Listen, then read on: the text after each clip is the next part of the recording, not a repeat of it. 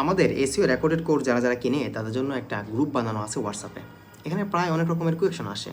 আজকে একটা uncommon question আসছে। কোয়েকশনটা হলো যে এইটা, যে এমন একটা কিওয়ার্ড যে কিওয়ার্ডের সার্চ ভলিউম হলো 30,000 অ্যান্ড কিওয়ার্ডের অল ইন টাইটেল লিখে যখন আমরা সার্চ করি তখন দেখায় বের হয় 5 লাখ বা 10 লাখ। তখন আমরা কেজিআর কীভাবে বের করব? বা যেগুলো হাই কম্পিটিশন টাইপের কিওয়ার্ড, মানে যেগুলো অনেক বেশি মানুষ সার্চ করতেছে, অনেক বেশি মানুষ এগুলো নিয়ে ব্লগ লিখতেছে, বা এটার কম্পিটিশন বেশি, ওই ক্ষেত্রে আমরা কেজিআর কীভাবে বের করবো?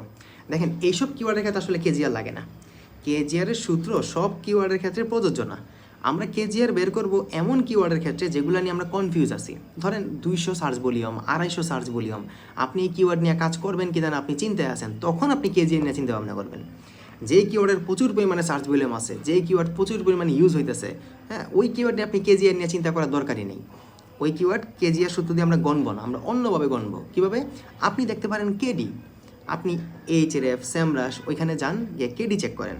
যেগুলো একটু লো কেডি থাকবে ওগুলো নিয়ে কাজ করবেন, অনেকগুলো কিওয়ার্ড থেকে দেন চুজ করবেন। যদি আপনার এইচরেফ, স্যামরাশ না থাকে বা এগুলো যদি বিশ্বাস না হয়, বাদ দেন, আরও অনেক অর্গানিকভাবে দেখতে পারেন।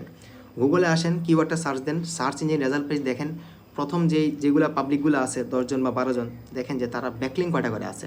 যদি দেখেন যে এই কিওয়ার্ড নিয়ে যারা র্যাঙ্কে আছে তাদের ব্যাকলিং 500-র উপরে আছে, তাহলে বুঝবেন যে এই কিওয়ার্ড নিয়ে আপনার কাজ করতে কষ্ট হবে।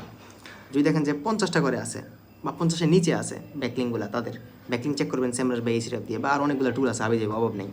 যদি দেখেন যে কম আছে, তখন বুঝবেন যে কম্পিটিশনটা কম আছে, আমি এটা নিয়ে কাজ করতে পারি। সব কিওয়ার্ড নিয়ে র্যাঙ্ক করা যায়। কোনোটার ক্ষেত্রে ব্যাকলিং বেশি লাগে, কোনটার ক্ষেত্রে কম লাগবে, কোনটার ক্ষেত্রে কষ্টটুকু কম লাগবে, কোনটার ক্ষেত্রে বেশি লাগবে। যদি দেখেন যে ব্যাকলিং বেশি আছে, 500-র উপরে আছে, তখন বুঝবেন যে এই কিওয়ার্ড নিয়ে আপনার র্যাঙ্ক করতে একটু কষ্ট হবে, অন্য কিওয়ার্ড নেন। এই হলো সলিউশন। তো সব কিওয়ার্ডের ক্ষেত্রে কেজিআর লাগে না, কেজিআর সব সময় প্রযোজ্য না। কেজিআরের সূত্র সহজ কিওয়ার্ডগুলো বের করার জন্য, যে কোনটা আমি নিব কিনা নিব না।